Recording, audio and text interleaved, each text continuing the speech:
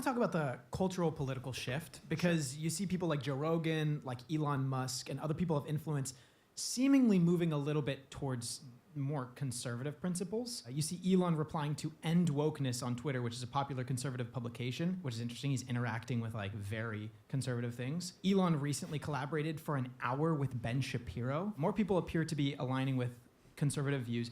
How many people are moving to the left these days, do you think? I think the left is in a really bad place right now.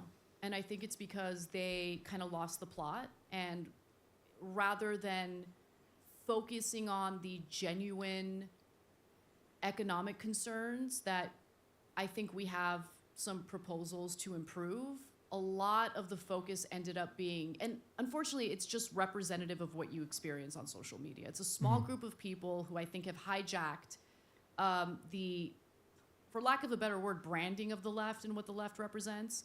And all they do all day is scold. Scold, scold, scold, scold, scold, right? We're super pure, we're the best, we're the kindest, we have the biggest hearts. You have to use this rhetoric, you have to use this language, you have to believe this, that. And if you question anything, if you ask the wrong questions, you're a bad person. Everyone's a right-winger, by the way. Like, I'm a right-winger, according to the online left. It's absurd. So I've seen that picture. So today we have Anna Kasparian of the Young Turks having a conversation here with these two guys. The Iced Coffee Hour, Iced Coffee Hour, apparently. That's a podcast that I don't know at all. But she's being interviewed, as you heard. They asked her about what is the current situation of the left. Where does the left stand these days? And she thinks it's in a bad place. Well, I hope so. Of course, I mean, I'm doing quite a few videos recently with Anna Kasparian because she's been going through a change over the past year or so. You know, a character arc where she's seemingly becoming more right-wing. Although I don't really like these descriptors right and left, right-wing, left-wing, not even Republican and Democrat or liberal and conservative. But she seems to be heading more towards reality. Let's put it that way. Now, on the other hand, she was just criticizing the left. Basically, she seems to be saying the left has just gone overboard and it's losing people because of that. People are getting put off. And people like Elon Musk are openly flirting with the right wing. In fact, what seems to be happening to me is a bit like what Anna describes. A lot of people are just waking up and saying, this is absolute nonsense. This is not reality. This is not good. This is not beautiful. This is not true. This is evil. A lot of this stuff is outright evil. I mean, a lot of people don't want to say that. They want to say, oh, you're misguided. Yeah, just follow the correct path. But no, I think a lot of what the left proposes, such as all this trans ideology and all that, is downright evil. I do. If you disagree, let me know in the comments. But there is good and evil in the world, in my opinion, and you can't have good without evil. But getting back to Anna Kasparian, so she seems to be, let's say, breaking away from the leftist, the downward spiral of the leftists into their cesspool of hate and bigotry and ideology and purity and all that. But to be honest, she is originally part of the problem. The Young Turks, her and Cenk, consider themselves progressives. And the problem with progressives and leftists in general is there's always more progress to be made. We can always make things better. And in trying to make heaven on earth, they create hell on earth.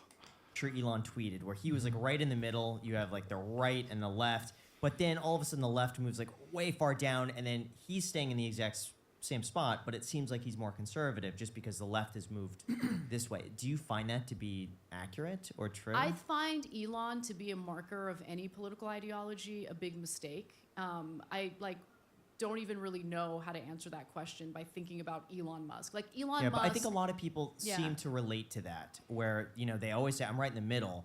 But lately, I've been aligning a little bit more because the left has moved so here, and I've stayed in the middle. It seems like I'm more conservative than I am. You're called things that are like alt-right conservative things for saying the same thing you've been saying for the last 25 years of your life. I just think the left needs to focus on the issues that have broad appeal. And those issues tend to involve economic anxieties, stress about our financial system, stress about our healthcare system. Those are issues that appeal to people across the board, including, by the way, Trump supporters who found his pro-labor messaging, however hollow it might be, very appealing. And so if you focus on the issues that would help to build a broad coalition as opposed to sitting behind a computer and just scolding people all day, I think you're going to do a better job, building support for your movement. And there hasn't been a lot of focus on that. There's also been like a little bit of a war within the left where you have identitarians who want to make everything about personal identity. And then the so-called, economic essentialists who just want to focus on economic issues without getting too bogged down by, allegations of racism, sexism, homophobia, transphobia, all of that stuff. Now, those isms exist, and I do find them to be a problem, but And there we go. See, these isms, they always come back, even for the seemingly, those leftists who are seemingly breaking out of the hive mind. They still have to pay tribute to all these isms, to all, to transphobia and misogyny and racism and xenophobia and whatever else she mentioned. All those things, yeah, they still can't, they're very important. I'm not saying they're not important, but, more people are just interested in, the economy.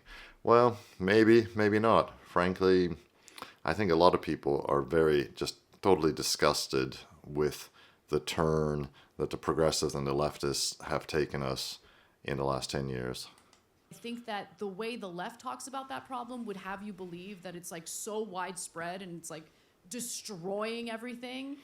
I think that they overemphasize those things. I think that they're also very quick to call people racist, sexist, homophobic, transphobic, and then you end up losing the meaning of those words. And I've gotten to a point where if I see the online left accuse someone of being one of the isms, I'm like, but are they? Like, I'm way more skeptical now. Why does it seem like both sides are getting more extreme? Like, you have the right just going crazy right and the left going crazy left. Why do you think that is? Because is it just an echo chamber? I think the extremes are overrepresented on social media. Okay. Everyone else, all the normies, all the critical thinkers, all the people who haven't bought into extremism on either side, and I think that's representative of the majority of the country, they're not engaging on Twitter because they don't want to be dogpiled. They see what the rhetoric is like. They see what the discourse is like. So they just stay out of it. But if you talk to normal, everyday people, they've got some views that are conservative, some views that are definitely like on the left. People tend to be a mix of both, which is why I think most Americans, if they stop and think about it and they're not forced to take a side or feel pressure to take a side, they're probably somewhere in the middle. Yeah, that was a good point she made. That's why this right-left dichotomy is so useless, or conservative, liberal, or Democrat, Republican. Because, of course, most people, it just makes more sense, instead of us saying, are you conservative or are you liberal? It's more, where do you stand on this issue? Where do you stand on that issue? And then you can find out. Of course, in the way the American political system works with the two-party system, there is naturally this tendency to be for one team or the other. But it used to be, in the good old days, say when I was a kid in the 70s or teenager, college student in the 80s, the ground rules were agreed on back then. Whether or not, the arguments, there would still be arguments, obviously, there always have been arguments, but the basic ground rules were still agreed on. But those ground rules have been completely thrown out, and then now it's just a free-for-all when it comes to, what are the basic rules governing our society in America, or societies in Western Europe. Apparently, it's just up for debate now. Everything is relative. Everything is subjective. Yeah, I don't believe it. I think there is a pressing need to return to the good, the beautiful, and the true in politics and in our ordinary everyday lives and culture, in society and everywhere. So anyway, let me know what you thought about that in the comments. Like and subscribe if you want me to keep making this kind of content. It really helps me build the channel when you do that.